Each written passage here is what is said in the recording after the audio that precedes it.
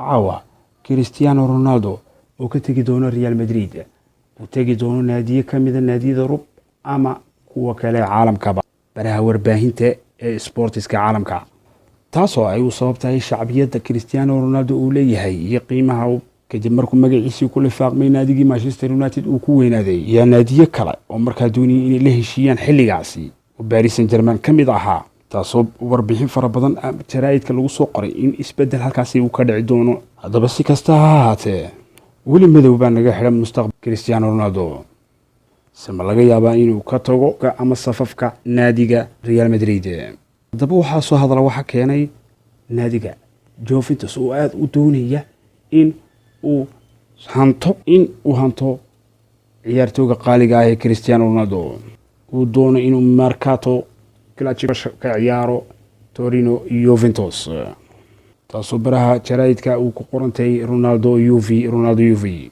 iyo cunwaana aad u waaweyn oo si ballaaran loo qoray oo tilmaamaya Cristiano Juve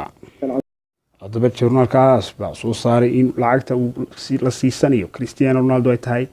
120 milyan iyo mushaahar ah oo sanadeed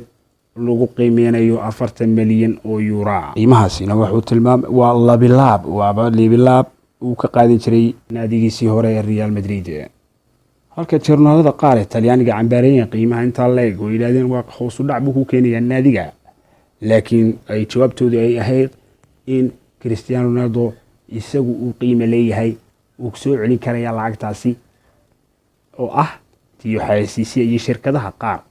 uu la heshiiyo dhanka kale halka Isbaanisku ay soo qortay inuu Cristiano Ronaldo wax kasta uu sameeyay naadiga Real Madrid waan u xoryahay inuu tagayo meesha doono iyo mustaqbalkiisa aan cidba wax weydiin karayn oo ikhtiyaarku isagu leeyahay haddaba ihtimaamka aadka u weyn ee dhinaca Juventus oo qaarkood waliba ay u diyaar yihiin qaabkii loo macasalaamin lahaa Cristiano Ronaldo laakiin wax aad oo maanta aan hayna ma jirto inuu Cristiano Ronaldo ka tagayo Bernabeu ama naadiga Real Madrid waliba taan ku daro waxda dibadii ka jira oon garanayna caawa haddaba labada qof shayga aan ku murmin waxa weeye CR7 kiyo 3 jir ah falaaqayaasha adduunka kama jira ayaa tilmaamaya inuu ciyaarto aad u qaaliya u yahay ilaa xilligaas Yusuf Ciise Xasan channelkiina aad leedihiin laacib kuura ku soo dhawaada